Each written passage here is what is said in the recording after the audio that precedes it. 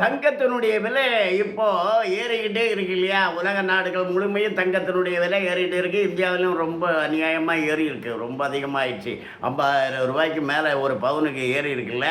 இதுக்கு யார் காரணம் அப்படின்னுட்டு இங்கே வேறு பணம் சம்பாதிக்கிறதுக்குன்னே அரசியலில் இருக்கிறாங்கல்ல, அவங்களாம் என்ன சொல்கிறாங்க? மோடி தான் காரணம் அப்படிங்கிறாங்க. அப்போ ஜப்பானில் ஏறி இருக்கிறதுக்கு யார் காரணம்?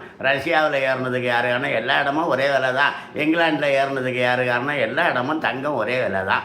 அப்போ அது உலக மார்க்கெட்டு, அதுக்கு இந்திய அரசாங்கம் காரணமே கிடையாது. இந்த அறிவு கூட இல்லாதவங்க நிறைய பேர் பட்ஜெட்டை பற்றி பேசிகிட்டு இருப்பாங்க. ஆனால் இப்போ நம்ம பட்ஜெட்டை பற்றி நம்ம இப்போ சொல்லணும்னா என்னென்னா, இது 13வது பட்ஜெட்டு. அந்த 13 பட்ஜெட்டு தொடர்ந்து போடப்பட்டு இருக்கிறது. 2014 இருந்து நான் சொல்கிறேன். அடல் பிகாரி வாஜ்பாய் அவர்களுடைய ஆட்சி காலத்தை நான் கணக்கில் எடுத்துக்கல. அடல் பிகாரி வாஜ்பாய் அவர்களுடைய ஆட்சி காலத்தில் தான் சுய உதவி குழுக்கள் கொண்டு வரப்பட்டது. தங்க நாற்கர சாலைகள் போடப்பட்டது, அணுகுண்டு வெடிக்கப்பட்டது. அதை நான் சொல்லலை. இப்போ 2014 இருந்து இது 13வது பட்ஜெட்டு. இந்த தொடர் பட்ஜெட்டுகளின் காரணமாக 25 கோடி இந்தியர்கள் வறுமை கோட்டுக்கு கீழே இருந்து மேலே வந்திருக்காங்க. பெண்கள் இருக்காங்க இல்லையா, சுய உதவி குழுவில் இருக்கிற பெண்களுக்கு 5 லட்சம் வரைக்கும் வட்டியே இல்லாத கடன் கொடுக்குறாங்க. எதுக்கு? தொழில் செய்ய. அந்த பெண்களுக்கு மாவட்டத்துக்கு ஒரு தங்கு விடுதியை கட்டி தருவது என்று இந்த பட்ஜெட்டில் அறிவிச்சிருக்கிறாங்க.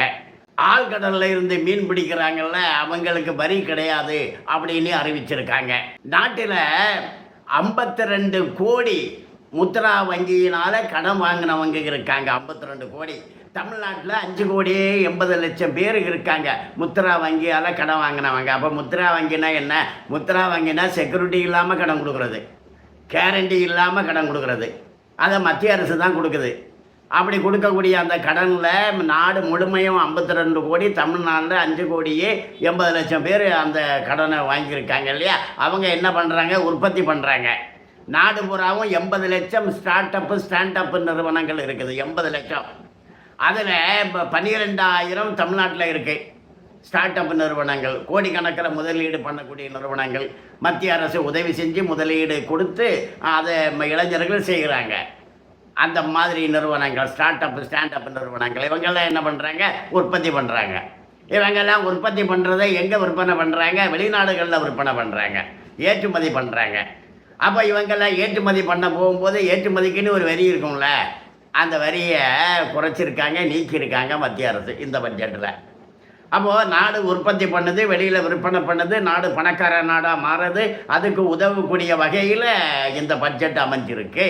ஆழ்கடலில் மீன் பிடித்து கொண்டு வர்றதுக்கான கலால் வரி ரத்து செய்யப்பட்டிருக்கிறது. கொடிய நோய், புற்றுநோய் போன்ற 17 வகையான நோய்களுக்கான மருந்தை இறக்குமதி செய்கிறதுக்கான வரி நீக்கப்பட்டிருக்கிறது. இப்போது மின்சாரம் எல்லாருக்கும் தேவை தான். எல்லாருக்கும் மின்சாரம் தேவை. அதுக்கு நிலக்கரி மண்ணை தோண்டி எடுக்கலாம், அல்லது மண்ணுக்குள்ளாடி இருந்து பெட்ரோலியத்தை எடுத்து அதிலிருந்து நம்ம மின்சாரம் கொண்டு வரலாம். ஆனால் அதெல்லாம் கூடாது, அதெல்லாம் நல்லதில்லை. சூரிய சக்தியில் தான் மின்சாரம் கொண்டு வரணும் அப்படிங்கிறத உலகுக்கே போதித்தது இந்தியா. நரேந்திர மோடி தான் அதை எடுத்து சொன்னார். இன்றைக்கும் இந்த சூரிய சக்தியினுடைய உலக கூட்டமைப்பினுடைய தலைமையாக நம்முடைய இந்திய அரசாங்கம் தான் இருக்குது இன்றைக்கும். அந்த சூரிய தகடுகள் இருக்குல்ல, அதில் மின்சாரம் தயாரிக்கிறதுக்கு சோடியம்ங்கிற பொருள் தேவைப்படுது. அந்த பொருளை நம்ம வெளிநாட்டிலேருந்து இறக்குமதி பண்ண வேண்டியிருக்கு. அப்போ அதை ஸ்டாண்ட் அப் நிறுவனமாக அதை செய்கிற நிறுவனங்கள் ஏராளம் இருக்குது நம்முடைய இந்திய திருநாட்டில், தமிழ்நாட்டில் இருக்குது. அந்த நிறுவனங்கள் இறக்குமதி பண்ணக்கூடிய அந்த சோடியத்துக்கான வரி விலக்கப்பட்டிருக்கிறது, குறைக்கப்பட்டிருக்கிறது. இம்மாதிரி இந்தியா முன்னேறி கொண்டு இருக்கிறது. பொருளாதார வல்லரசு என்கின்ற இடத்தை நோக்கி நகர்ந்து கொண்டிருக்கிறது. அப்படி அந்த வழியிலே 13வது பட்ஜெட்டாக இந்த பட்ஜெட்டு உதவக்கூடிய வகையிலே இருக்குது. ஆனால் தமிழ்நாட்டில் எந்த மாதிரி ஒரு அரசாங்கம் இருக்கிறாங்கன்னா, இப்போ தமிழ்நாட்டில் இருக்கிற அரசும் மத்திய அரசு ரெண்டுக்கும் என்ன ஒப்பீடு? அது மேல் அதிகாரி மையம், இது கீழ் அதிகாரி மையம். அது தலைமை அலுவலகம், இது கிளை அலுவலகம் மாதிரி. அப்போது அந்த தலைமை அலுவலகத்தோடு ஒத்து தான் கிளை அலுவலகம் செயல்படணும். ஆனால் இங்கே இருக்கிறவங்க நாங்கள் அதை ஒத்துக்க மாட்டோம், நாட்டையே நாங்கள் ஒத்துக்க மாட்டோம் அப்படின்னு பேசிகிட்டு இருக்காங்க. இவங்க திருடுறதே குறிக்கோளாக இருக்கிறாங்க. ஒத்துக்காதது ஒன்று, திருடுறது 2வது. இந்த 2ம் திமுக கிட்ட இருக்குது. அதனால் தமிழ்நாட்டில் இருக்கிறத நம்மெல்லாம் இந்தியர்கள் தான், நமக்காக பட்ஜெட் போட்டிருக்காங்க தான், அதில் பயனடைந்தவர்கள் இங்கேயும் இருக்காங்க தான். முத்ரா வங்கியில் கூட 5,80,00,000 பேர் பயனடைஞ்சுக்கிட்டு தான் இருக்காங்க. ஸ்டார்ட் அப் நிறுவனங்களை கூட 12,000 பேர் துவக்கி இருக்க தான் செய்கிறாங்க. தொழிலதிபர்கள் உருவாகி இருக்கிறாங்க.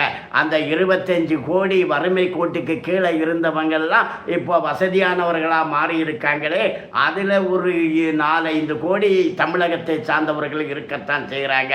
இருந்தாலும் கூட இங்கே திருடர்கள் அதிகமாக இருக்கின்ற காரணத்தினால தமிழ்நாட்டில் இருக்கக்கூடிய இந்த திராவிட முன்னேற்ற கழக அரசு பணம் சம்பாதிக்கிறதையே நோக்கமாக கொண்டிருக்கிற காரணத்தினால நம்முடைய முன்னேற்றம் தடுக்கப்படுகிறது. அதனால் நம்ம திமுக அரசை எப்போ தூக்கி எறிகிறோமோ அப்போ தான் மத்திய அரசினுடைய பயன்கள் நமக்கு முழுமையாக வந்து சேரும். இது 13வது பட்ஜெட்டு. 14வது பட்ஜெட்டு வர்றதுக்கு முன்னாடி இங்கே தேர்தல் வருது. அந்த தேர்தலில் இந்த திமுகவை நம்ம தூக்கி எறிஞ்சிட்டோம்னா மத்திய அரசினுடைய இன்னும் பல நல்ல திட்டங்கள் நம்மை வந்து அடையும். வணக்கம்.